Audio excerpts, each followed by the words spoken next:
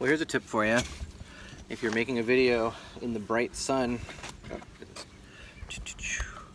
make sure that you are using the video function of your iPhone, if you're shooting with an iPhone, and not the time-lapse, which is what I just did. And I just talked for about 20 minutes about this sheath that I wanted to show you, and it was a time-lapse video, not a video. So take two. This is a new sheath that I made that I wanted to show. I'm here at my campsite here in Lake Fort Smith, my actual campground campsite. Been camping outside the last couple days out in the forest, but just kind of hanging out by the campsite today, but wanted to show this new sheath that I made. So it's got my Castrum Woodsman in it. Great knife, 3.5 inches long. It's a little bit big, actually, or a little bit small for this sheath, not by much, but it can easily fit a 4-inch knife, and it's got the matching fire steel that it came with. So this sheath I was trying to go a little bit artsy with. So it's got sort of the angle here. On the back you'll see that the belt loop matches the angle of the sheath itself. And of course, sort of the big feature is the two-tone. So black stitching against this dye is called saddle tan. My favorite color in the world is orange, and so this is kind of as close to orange as at least I've been kind of able to find without being actually obnoxious orange. So I really like this color. I've got this all over my pack. I use this color a lot. But then on the back, there's brown stitching on the belt loop. This one really was about details. For me, what I really like about leather work and just making my own gear, just kind of making gear in general, is with these materials, natural materials like leather, it can be functional and useful.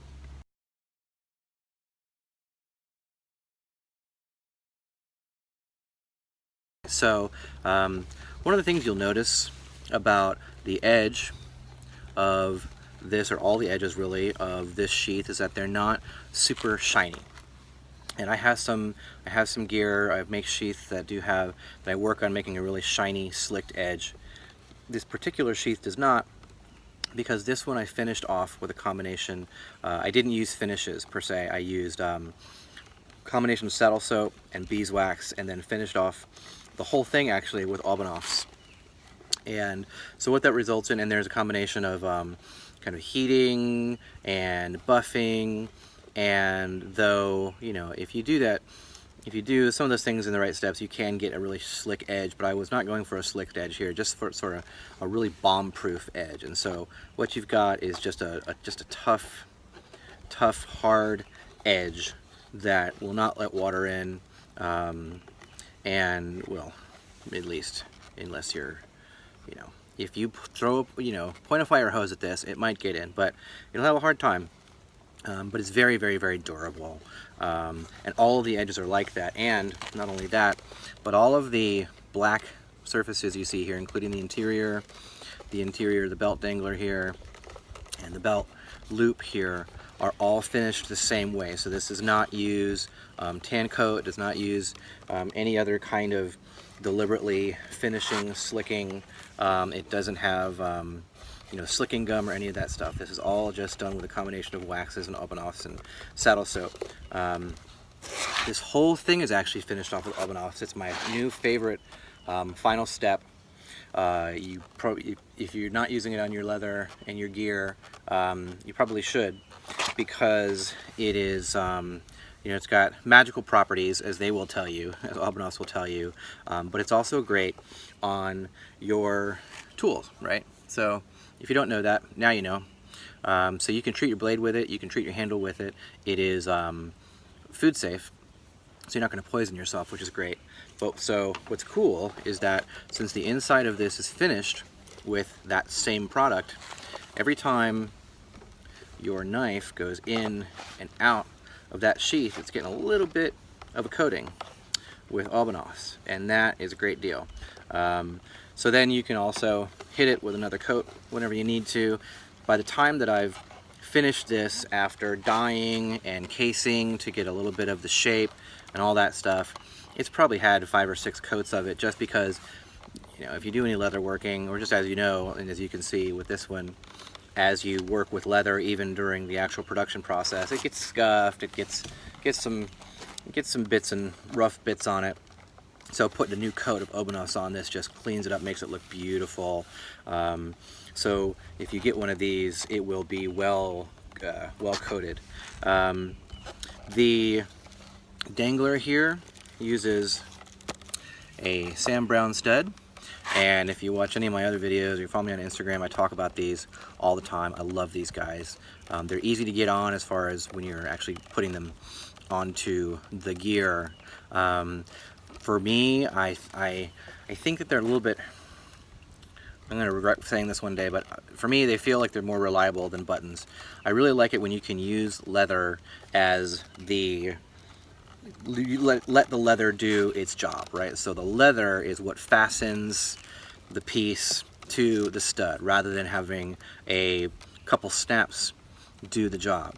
So when you first get this, it takes some getting on and off, but then once it loosens up, it goes on really easily, but then it stays on nice and tight, because though this will stretch out, and you can see this is stretched out a little bit already, the hole's not going to get bigger. It's just going to get a little bit more supple, so it's easy to get on and off, and since it hangs this way, it will actually hold tight. I really like danglers that you can remove like that. Some sheaths come with danglers that are, you know, they're either sewn or they're kind of permanently affixed, and nothing wrong with that. You know, it's rare that you take your dangler, it might be rare, I don't know, but I like not having to take my belt off in order to get my dangler on and off, my knife on and off, so this just pops off really easily. And you know, once you get to the end of the day at your campsite and you don't really need your knife anymore, unless you sleep with your knife, I guess that's okay. But I take mine off at the end of the day and put it back in my pack, so I like to be able to just pull it off really easily. You'll notice that these are rivets, and though I have used double capped, you know, snap type rivets, I use those on my my axe sling, for example. I like these because they're kind of Armageddon proof. Once you get these things on here, I don't know how much you know about how rivets work, but you know, you hammer these washers on here and you snip off the top, and then you mallet the last bits down. So barring something catastrophic like a buzzsaw goes through the leather, these are not going anywhere ever. They're really, really, really strong. These are actually brass rivets. A lot of times you see copper rivets, and I use those a lot. They're all over my Bushcraft pack, but I really like the brass, all the brass together here, so I use those on these, on this one. And because the rest of the sheath is kind of, you know, it's meant to be, you know, kind of designy, you know, I put a lot of effort into sort of nice finishing touches here. I didn't want to be over the top, after all. It is supposed to be a piece of outdoor gear, so I thought that the rivets would add a little bit of an industrial side to it, so it didn't get quite over the top.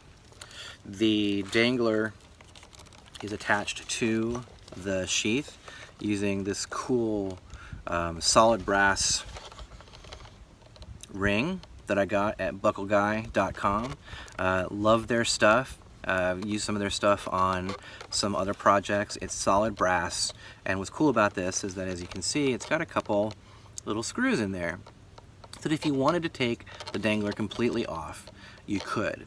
And you could take the whole thing off. So, you know, in some cases there are danglers that you can take off, but then the ring is there forever if you have a D-ring or something that doesn't open up, and that's kind of an extra piece of thing flopping around if you don't need it. So I'm kind of famous for getting ahead of myself and stitching up the belt loop onto the sheath before I remember to put the piece of dangler hardware in there. I've done that several times, which is why I have several sheaths that don't have any hardware on them at all. So I finally went and just found a piece of hardware that I like that can come on and off.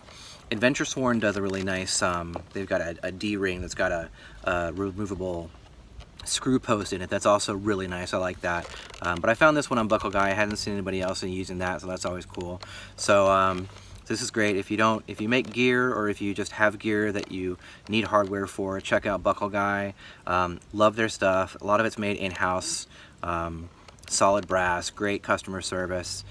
So if you can support, a business that's in the community, do it. Great stuff. So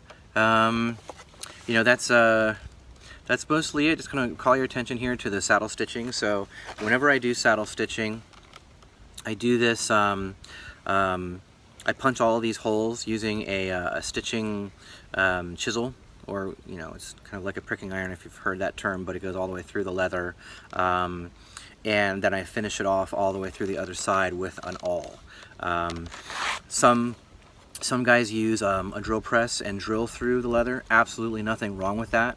That's a great, accurate way to do it, and it's a hell of a lot quicker, especially if you're doing a whole bunch of stuff.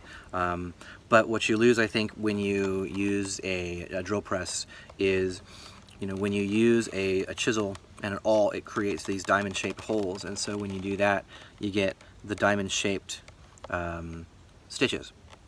These kind of nice slanty stitches, and I really like that. I like that traditional look. So work really hard on cultivating that skill. I practice this all the time, and I do that on anything that I have to stitch. If I have to hand stitch leather, then I will do that. I'll do that by hand. I really like that process, actually, and I think it looks nice. But it's also very, very strong. And you'll notice this little guy here, and you've probably seen this in other sheaths, and it's a nice little decorative element, but it's also a great way to add extra stability to this stress point here, because especially, this is, if you look, this is a pretty thin sheath, and I did not wet form this. I don't like wet forming my sheaths if at all possible, mainly because I feel like you run the risk of staining the leather even once you've got your final coating, your final wax on here. Even if you've got a big glob of water that gets on there, it can stain the leather, and that's just kind of heartbreaking after you put all this work in here. So I really don't like flooding my sheaths with water at the final step, or in any step really. So I like to make it so that they're just really nice and tight even without doing that. So this is a very tight sheath. It's not coming out. And this is this was not even meant for this knife. This knife is a little bit too short for this sheath, but a 9-inch knife absolutely stays strong in here, but it puts a lot of pressure on this point. So a double line of stitching here just ensures that that's going to stay put forever. So I will offer these for sale at some point in the near future in the soon-to-be Meandering Maker shop. So if you're interested in one, hit me up or go to the shop when that's online. It'll be available with the usual options. You don't have to have a dangler if you don't want, so that's no big deal. You can leave that off. Almost every sheath that I make has a fire steel loop, and I do that because, one, they're just dead useful, but two, I just really like the way it looks. I think it kind of finishes off the look of the sheath. But if you don't like that and you want one without it, absolutely no problem. I can make one without one for you. So there you go. This is my favorite sheath so far. I really like the style. I like the two-tone. I'm going to do more of this. In fact, I might kind of start doing this with everything that I do. Really like that look. I just think that it's nice when you can have something that looks cool, that looks unique, so that not everybody else has got it. But it's also tough as hell.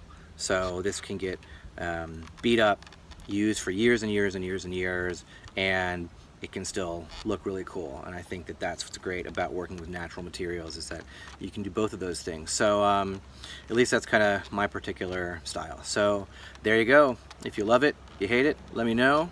And that's it.